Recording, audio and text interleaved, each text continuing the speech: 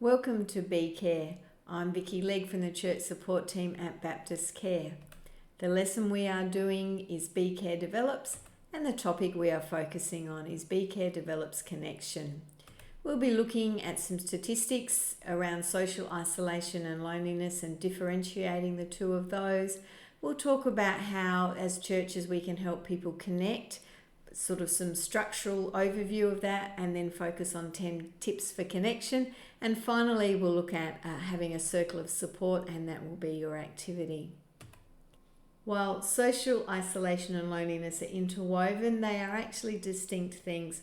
Social isolation is the lack of contact with others. It's kind of a quantifiable thing. You can measure how many contacts the person has. Whereas loneliness is negative feelings. People can actually be lonely whilst they're having social interactions. People can be lonely in a group, and some people say that they are lonely in marriages. And that's reflected in this quote. People didn't understand loneliness. They thought it was something to be overcome by moving to a table with more people. But loneliness could not be chased out of the room by a crowd. A study in Australia in 2016 in people aged over 15 found 1 in 10 or 1.8 million Australians report lacking social support. 1.2 report that they feel lonely at least one day per week.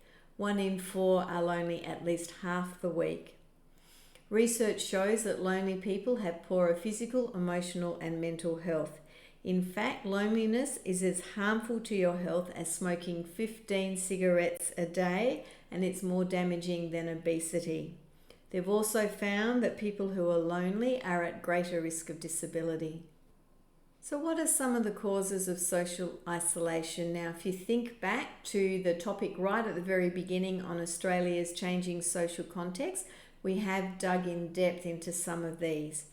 There's an increase in aged people who are living alone. There's an increase in people with chronic conditions and disabilities.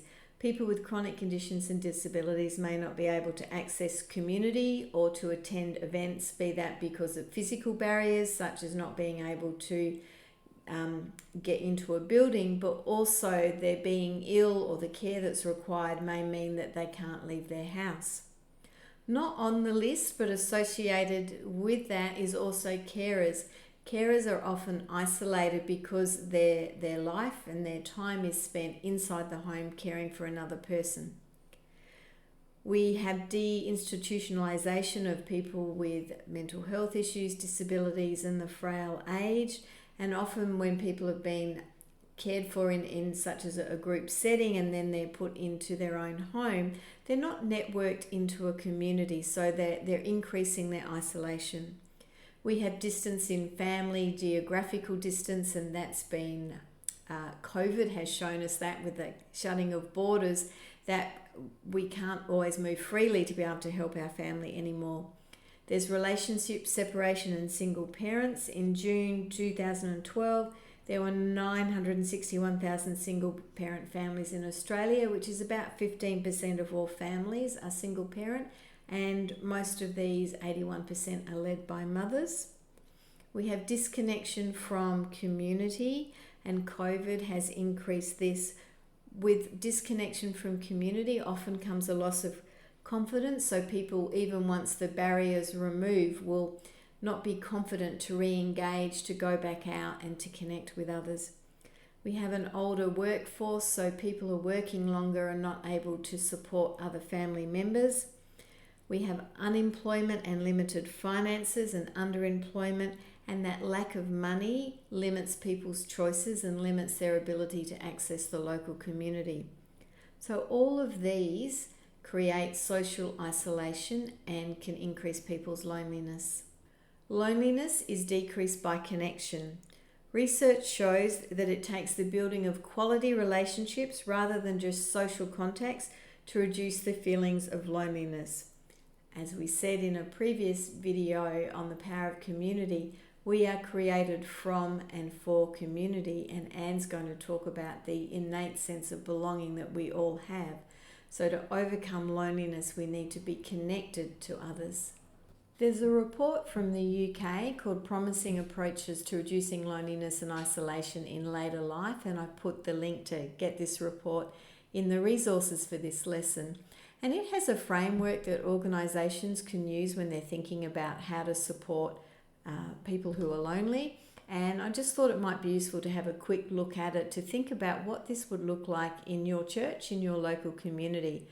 It has across the top the foundation services, and these are about reaching out to people, to lonely individuals, understanding the individual's experience and having a personalised response to this. So our support is personalised, tailored to the person and what their experience of loneliness is.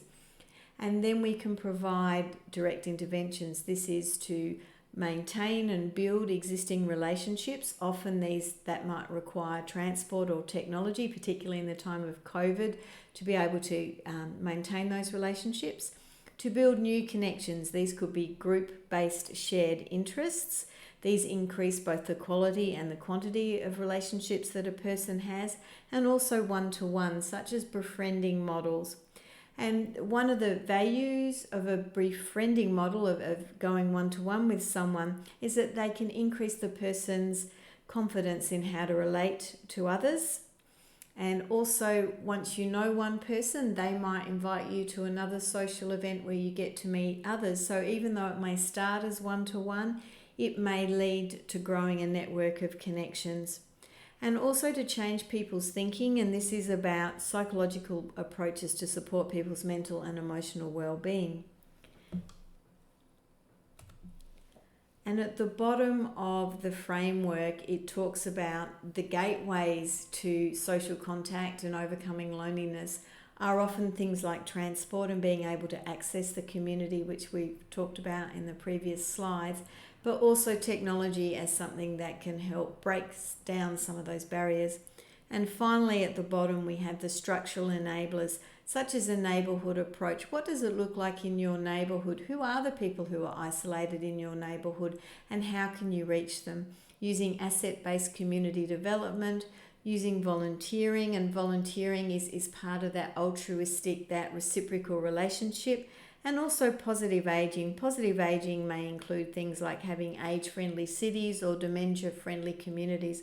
What does it look like in your local church to make sure that people who are older are welcome and included and able to connect?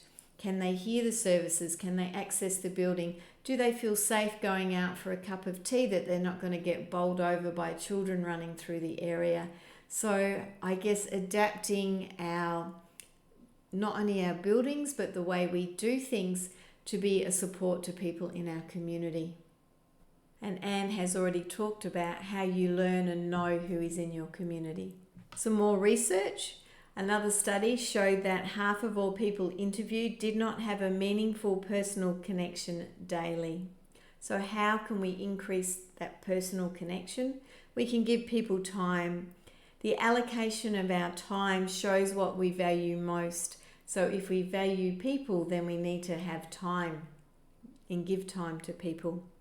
We need to be intentional in connecting, as I said, booking that catch up in your diary, making it a priority. Using the person's name. All of us like to be seen and recognised. Anne's going to talk about that more in belonging. So if you're bad at names like I am, you need to learn some of the tricks to remember names, such as, saying a person's name 3 times when you meet them, attaching another word to the person's name that maybe starts with that letter or something that reminds you of them, but find ways to remember people's names. Give the person you're with your full attention. Put your phone away. Show you are listening with your body language, being culturally appropriate with that. And listen well. We have 2 ears and 1 mouth, and we need to use them in that order. Often I find that when I'm talking to people, sometimes I'm caught up in my own head because I'm thinking about how I'm going to respond or what I'm going to say next, and that actually stops me listening well. So to listen well, we actually need to give the person our full attention. We've discussed in previous videos about using a strength-based approach and how to use questions to do that. So we can ask questions or use statements to invite the person to keep talking. Tell me about ... How did you do ... Don't judge. A negative comment or a judgment will shut the conversation down. Don't make it a contest. Often we try to outstory the other person, but if we're trying to build connection and build relationship, then that may be a barrier towards that.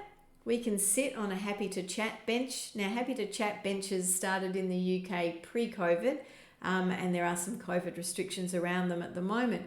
But people were leaving a message on a chair, and even councils were creating chairs that had a sign on the back said, "This is a happy to chat bench."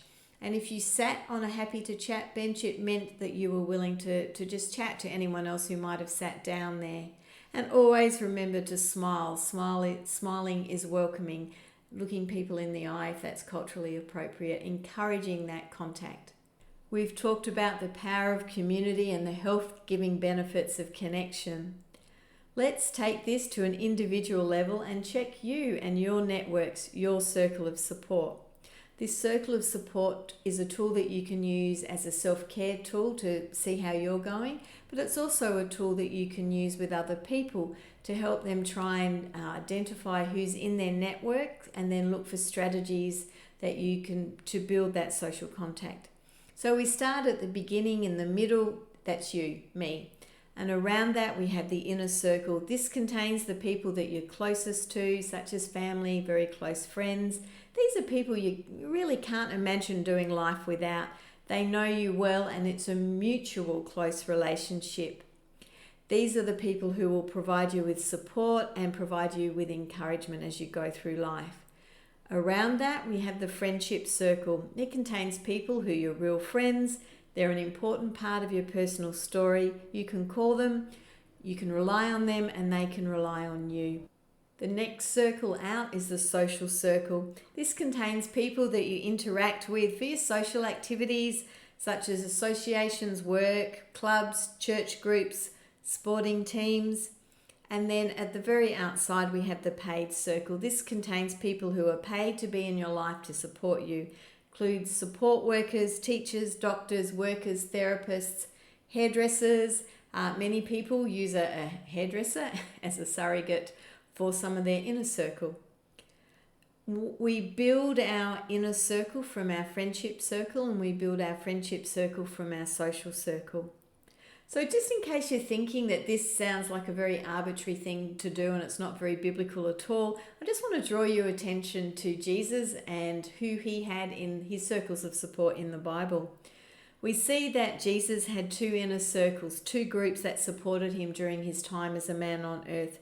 From the disciples, there was Peter, James, and John. And he also had another inner circle of Mary, Martha, and Lazarus. And these were people that he stayed with when he was traveling. He had 12 friends who were his disciples. And then he had the wider social network, which included women who financially supported his ministry. The Bible verses showing you those, who Jesus had, will be in your notes. So your activity to finish this topic is activity 2. So firstly, download the circle of support activity and start to map your circles. And then when you've looked at your circles, think about the following questions. Do you have people in all circles? Are there any gaps? Are your networks mutually supportive? And one way you can use to try and work that out is draw arrows of which way your energy flows. If the arrows are all going away from you, then these are people that you are supporting and investing in, and it's not a mutually supportive relationship. I guess on the other side of that, you don't want to have all the arrows focusing in on you. You need to be giving. That's that reciprocal nature of relationships. Do you have 3 or 4 people in your inner circle? And do you have people in your friendship circle? Do you have paid support if you need it, like a counsellor? In the next topic, Be Care Promotes Belonging, Anne's going to talk about how we can move from just connection through to participation and belonging.